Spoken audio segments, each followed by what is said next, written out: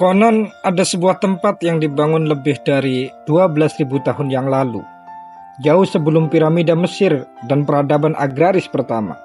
Sebuah situs yang tidak hanya memutarbalikkan pemahaman kita tentang sejarah manusia, tetapi juga mengungkapkan misteri bagaimana kepercayaan dan budaya telah membentuk dunia kita. Inilah Göbekli Tepe, kuil tertua di dunia yang tersembunyi di Bukit Anatolia, Turki. Siapa yang membangunnya? Mengapa mereka meninggalkannya? Dan bagaimana situs ini mengubah cara kita melihat asal-usul peradaban?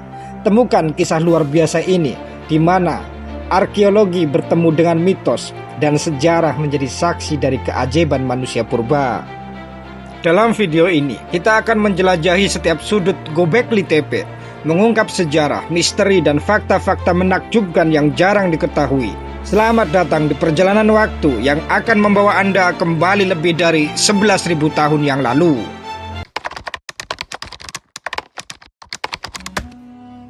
Apa jadinya jika tempat ibadah tertua di dunia ternyata lebih tua dari piramida Giza, bahkan lebih tua dari penemuan tulisan pertama manusia?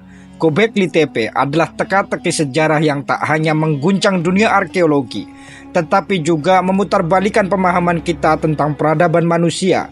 Sebuah situs kuno yang berdiri megah di Turki, menyimpan rahasia yang masih belum terpecahkan hingga kini. Lokasi dan penemuan Göbekli Tepe. Göbekli Tepe terletak di tenggara Turki sekitar 15 km dari kota Şanlıurfa.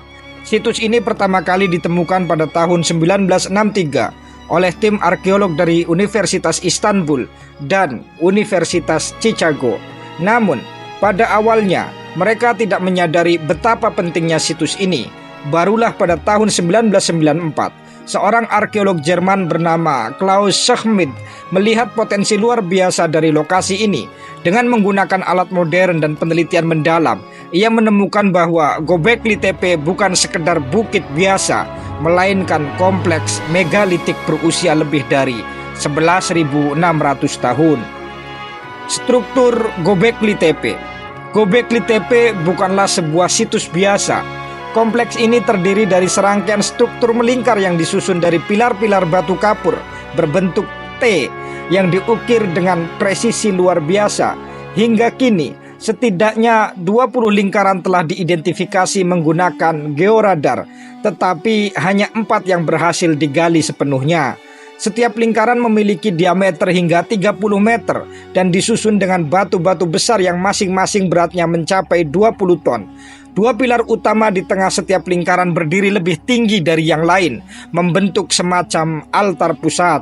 Menariknya, pilar-pilar ini dihiasi dengan relief ukiran hewan-hewan yang memiliki simbolisme kuat.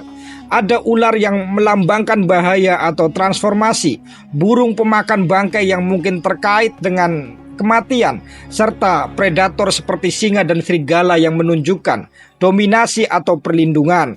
Selain itu, beberapa pilar bahkan dihias dengan figur manusia, termasuk tangan-tangan yang terukir dengan detail. Arkeolog meyakini bahwa setiap ukiran ini memiliki makna spiritual atau ritual tertentu. Pilar-pilar ini mungkin melambangkan leluhur, roh pelindung atau dewa-dewa yang disembah oleh masyarakat pada zaman itu.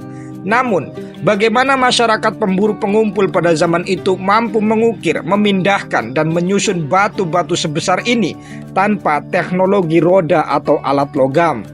Para peneliti memperkirakan pembangunan Göbekli Tepe membutuhkan ratusan, bahkan ribuan orang yang bekerja secara terorganisasi.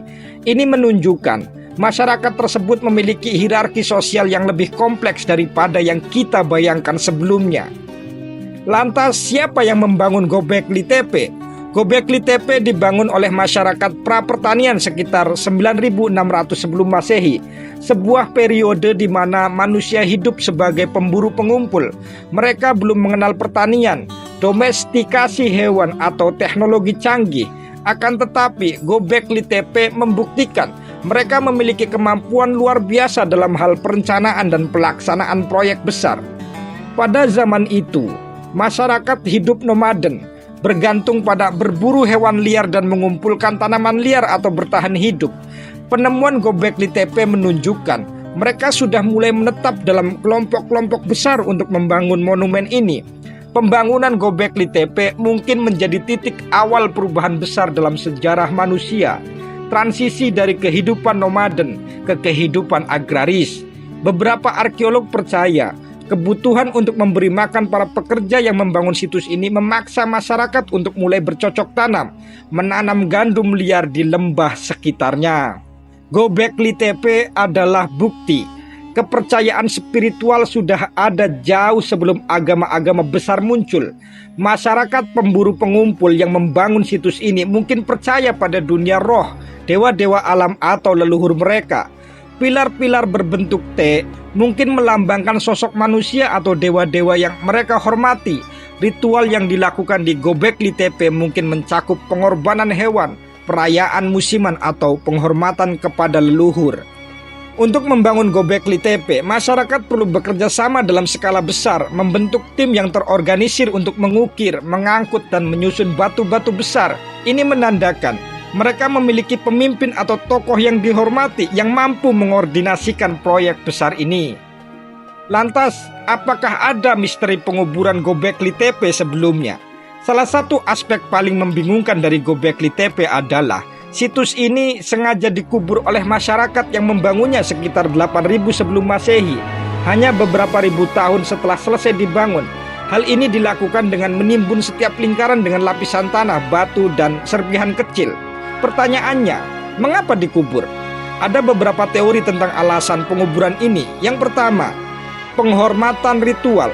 Penguburan ini mungkin dilakukan sebagai bentuk penghormatan kepada situs tersebut. Dalam beberapa budaya kuno, mengubur sesuatu secara ritual adalah cara untuk melestarikan atau menyucikan tempat itu. Yang kedua, perubahan kepercayaan. Masyarakat mungkin mengalami perubahan dalam sistem kepercayaan mereka, sehingga Gobekli Tepe dianggap tidak relevan lagi atau bahkan dilarang. Yang ketiga, perlindungan dari ancaman. Beberapa arkeolog berspekulasi penguburan ini dilakukan untuk melindungi situs tersebut dari ancaman alam atau musuh. Lagi-lagi ada misteri yang belum terjawab. Hingga kini alasan pasti penguburan Gobekli Tepe tetap menjadi misteri. Mengapa masyarakat yang menghabiskan waktu dan tenaga begitu besar untuk membangunnya, kemudian memilih untuk menguburnya? Apakah mereka mencoba menghapus jejaknya atau mungkin melindunginya untuk generasi mendatang? Menariknya, penguburan ini justru membantu melestarikan Gobekli Tepe dengan sangat baik.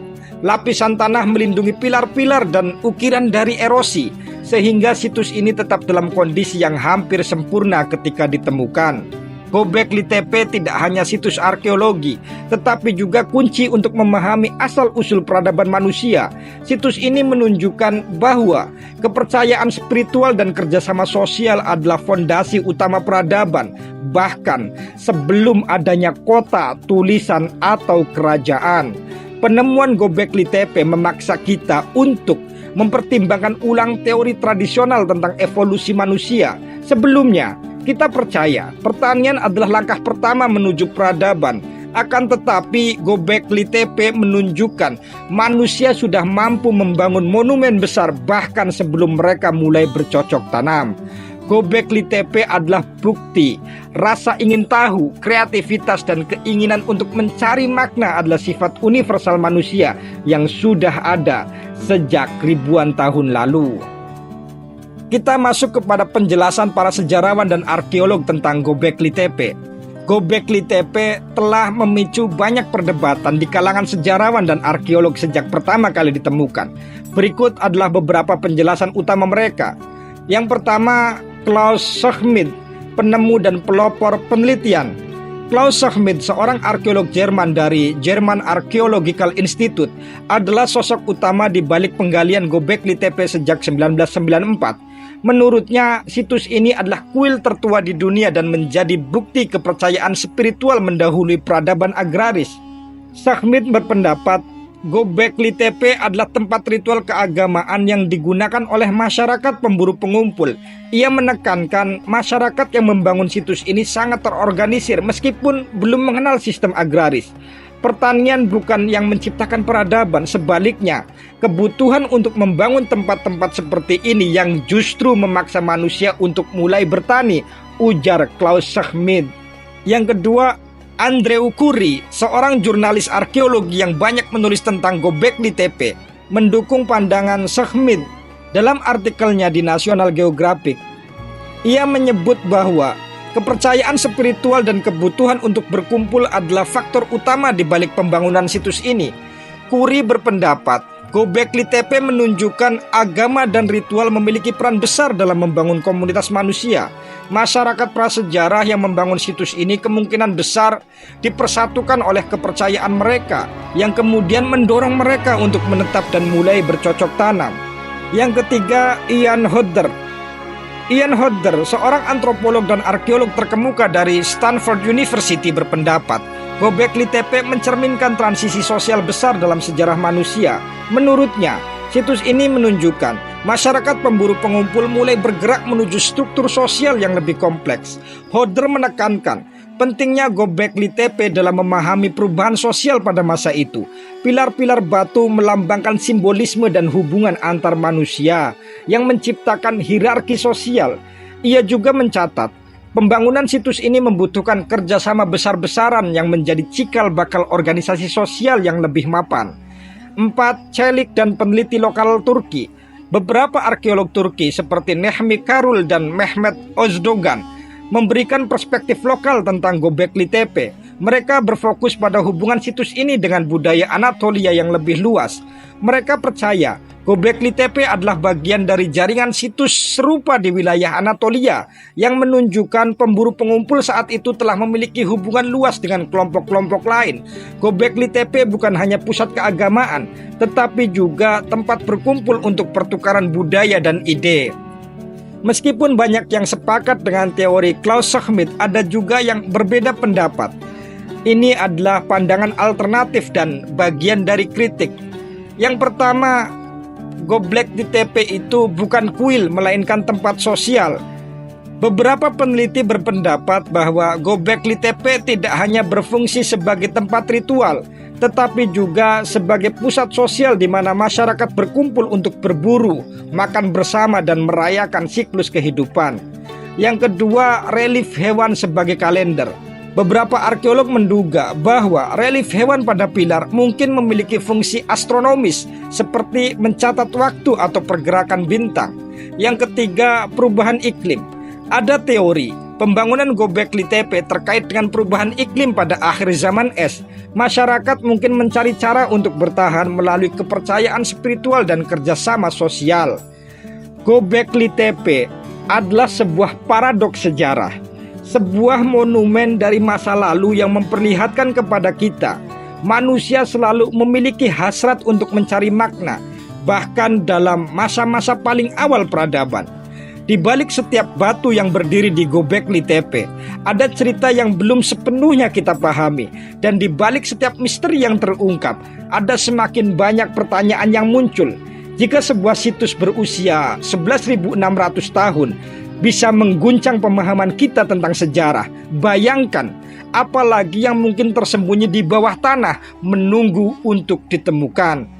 Gobekli Tepe mengingatkan kita bahwa masa lalu bukanlah sesuatu yang telah berakhir, melainkan pintu menuju misteri yang lebih besar. Gobekli Tepe mengajarkan juga kepada kita, semakin dalam kita menggali masa lalu, semakin banyak pula pertanyaan yang muncul. Dan itulah keajaiban sejarah. Ia bukan hanya tentang apa yang kita ketahui, tetapi tentang apa yang terus membuat kita bertanya. Jadi, apa pendapat Anda tentang Gobekli Tepe? Apakah situs ini benar-benar tempat ibadah atau mungkin memiliki tujuan lain yang belum kita pahami? Tulis pendapat Anda di kolom komentar. Terima kasih sudah menonton. Sampai jumpa di Lingkar Jejak selanjutnya.